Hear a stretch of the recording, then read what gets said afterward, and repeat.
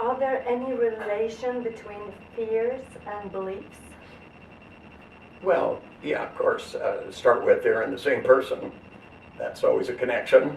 And, if you believe, in order to be afraid of something, you have to believe that it's dangerous in some way, or that it's going to hurt you in some way, or that you can't cope with it. And there's a whole series of different beliefs depending upon who that is. And of course, beliefs are easy to change because they're ideas.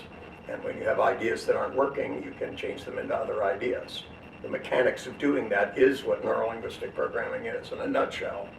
That your ability to learn to think in a different way, and to believe if putting pictures here and having them a certain brightness and a certain size gets you to believe something is dangerous, when you put other stuff in the picture, you can believe that that you can cope with things and you can do things and that you can laugh at things.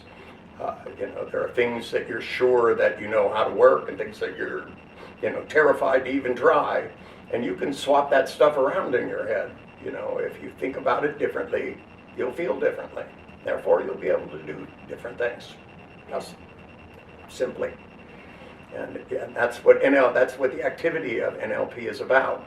It's not about analyzing things. And I keep reading things and they make it sound like you use NLP. They go, yeah, we analyze this with NLP, and that's just malarkey because that's not what it's for, and it's not what it does. It's a set of procedures by which you think better and get things done better. And when people use it in another fashion, then they're turning it into a philosophy. They're turning it into a psychology, and it's not. It's a set of procedures, and it's a set of procedures that were modeled by finding successful people and finding out what they did. Where psychologists want to know where phobias came from, I got people who got over their phobias and found out what they did, and then taught the people with phobias to do the same thing so they'd get over them. Best thing about the past is that it's over, for heaven's sakes, and reliving it. If it was bad once, doing it 20 times is only going to be 20 times worse. So to me, it's all about having procedures where you take success and you repeat it.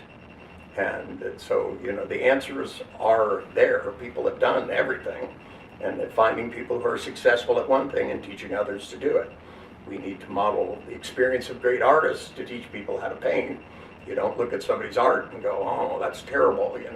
You must believe you're not an artist. You must believe that you can't do this, and your art lobe must be malformed at birth. And that's when they say to you, you have no talent, they're saying it's genetic, and I don't believe that either. I believe we all have a good set of genes, and some people are more adept and have better genes for playing basketball. But when it comes to art and music and literature and being creative, we all have the raw materials. We just have to engage in the right way and think in ways that release that creativity. Thank you so much, Dr. Bandler. You bet. So all of this is something to think about, but even more important, do something about it.